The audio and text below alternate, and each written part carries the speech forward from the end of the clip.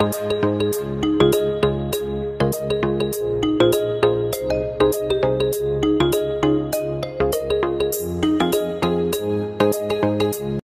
Amen.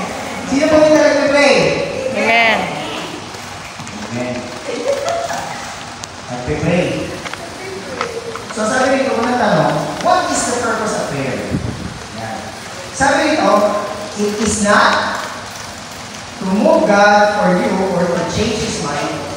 It is for you to be conformed to His way. Yung pananalangin daw po, ito po ay hindi isang bagay para bigyan ka ng chance yung Lord para magbago ng isip mo. O sundin niya kung ano yung gusto mo. Yung prayer ay isang bagay at isang paraan para i-align ka niya sa Kanya. Alam niyo po ba na yung ginagawa ng prayer? Madalas kasi, ang misconception ng tao sa prayer is that whenever you pray, God will give you. Totoo lang po yun. Manininig ka ng Diyos at didinig ka ng Diyos. Pero, hindi ibig sabihin, nakapag-pray mo po yung nalang. Yung pinag-pray mo naman. Dahil, ang purpose ko ng prayer ay para makipag-usap. Makipag-usap. No? Hindi po yung para baguhin yung isip niya. Ang purpose ko is to communicate and talk to God. At, kaya ka natin ipag-usap dahil ang gusto ng Lord na maintindihan mo ay i-align ka na doon sa gusto niya. Hindi siya i-align mo sa'yo. Ikaw ang nag-pray. Ikaw ang malapit. So, sino i-align? Siya o ikaw? Ikaw. Ikaw yung nag-align ng Lord. Kasi, ganito. Maraming pagkakataon, nagpe-pray tayo. Kasi gusto natin mangyari ng ating prayer. Amen? Amen. Pero hindi natin naiintindihan. Yung pinag-pray natin, hindi po yung best para sa atin. Minsan naisip natin, kala natin, sa prayer natin, yung pinag-pray natin, yun yung best para sa atin. Sabi ni Pastor Stephen Cardo, madalas naman tayo sa Diyos. Dahil alam natin, yung nilalapit natin sa Lord, yun yung makakabuti para sa atin. Pero hindi pala. No? Hindi pala. Dahil kung meron isang tao na nakakaalam, kung meron isang person na nakakaalam, kung ano yung kailangan natin, hindi tayo. It is God. Hindi, Pastor, kilala ko sa ito. Oo. Talaga ba? Minsan nga, hindi mo alam kung ano gusto mo eh. Di po ba? Pero ito, no? Minsan may mga pagkakataon, hindi mo alam kung ano gusto mo. Hindi mo talaga alam kung ano gusto mo gawin sa buhay mo. No? Minsan nga lang yun eh. Naulitis ko po yan. No? Sa mga post, no? Mga nakikita ko yung mga post. Minsan meron daw mga couple, no? Mga partner, na minsan, yung couple niya, yung partner niya, hindi niya alam kung anong gusto talaga. No? Minsan yung babae, hindi niya alam kung anong gusto niya talaga eh. Tatanungin mo, bakit nagalit? Sabihin niya, basta. Specific ba yun? Hindi naman specific yun eh. Diba? Hindi sa mga lalaki, ganun eh. No? Sabihin ng asawa niya, babae sa kanyang asawa. Kuya, anak, pahiram nga anak. Salamat kuya. Pero meron talaga. No? Meron talaga. Maaaring hindi niya alam kung paano niya sasabihin o hindi niya alam kung paano talaga yung bagay na nagpapatuloy sa kanya. Kaya alam mo, sabi ni Jeremiah, yung puso ng tao magulo eh. Sa lahat ng bagay, yung pinaka-deceitful sa lahat. No? Sabi niya, napakagulo ng puso ng tao, sino makakaunawa niya? Diba? Kaya sabi ko mga kanina, prayer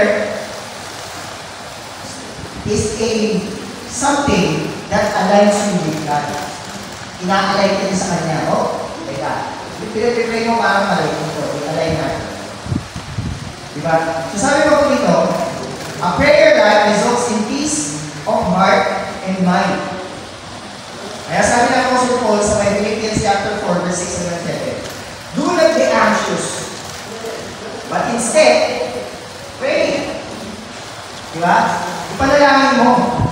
Pag naman mo masyadong mabalisa sa maraming bagay.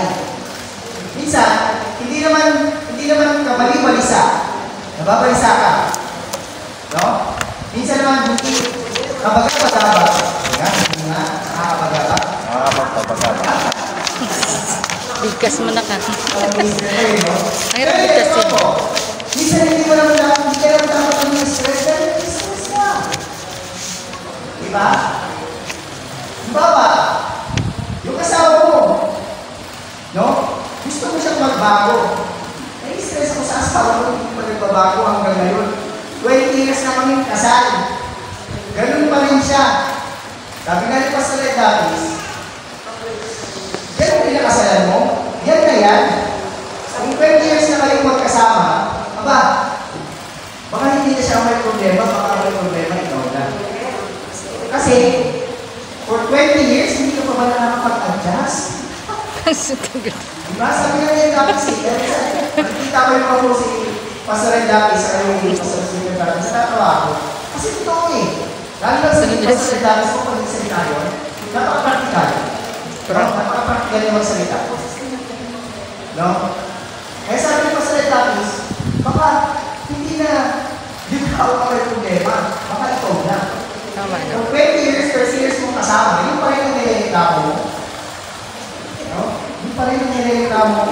Kaya sabi nito, no, yung prayer daw po, whenever you pray, dapat ito ay nagbibigay sa iyo ng comfort at ng peace. Pag hindi na peaceful, pag nakaos ang prayer mo, may problema ka. Sabi yung sa katabi mo sa likod mo, wala ka ng problema, diba? Wala kang problema. Amen. Problema, diba?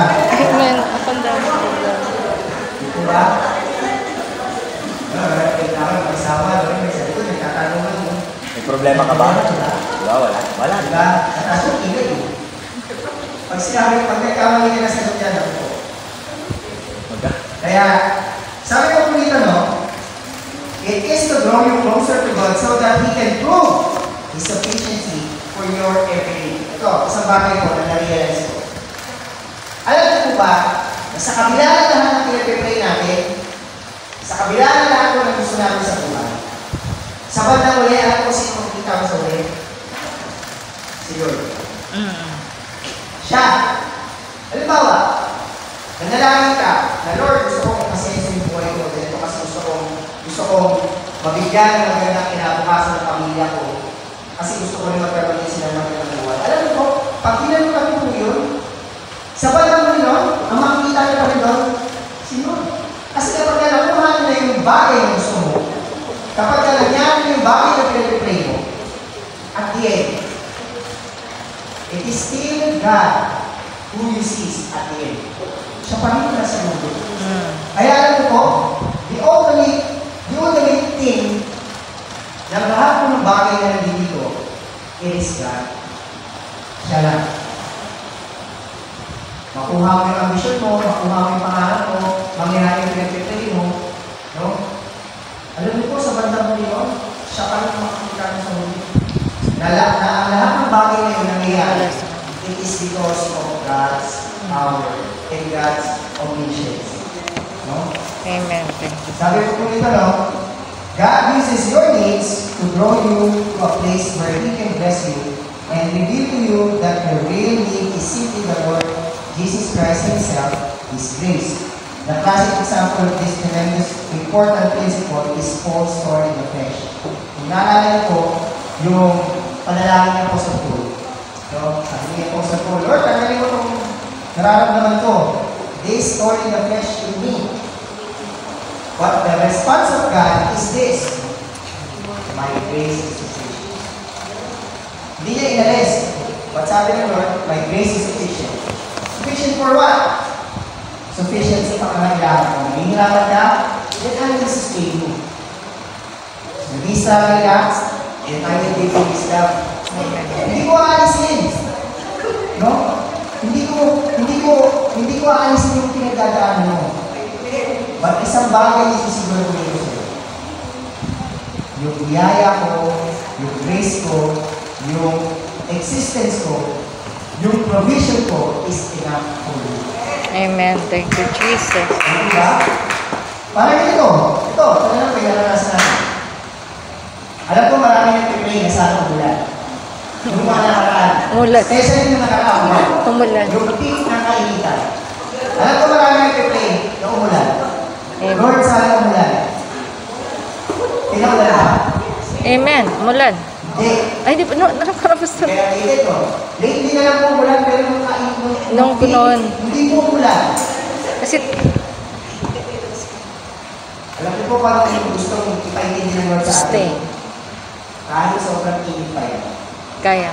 Sustain ang grace. Yung grace ko, enough sa katawan mo para sustain. Siya nga. Amen. Diba? Sino ba? O tayo na nandito na tayo sa tagpulan. Ito naman yung tama sa atin. Dahil tapos na po yung tag-init, Tagulan na. tapos tayo sa Spain, lahat ba may hasang na?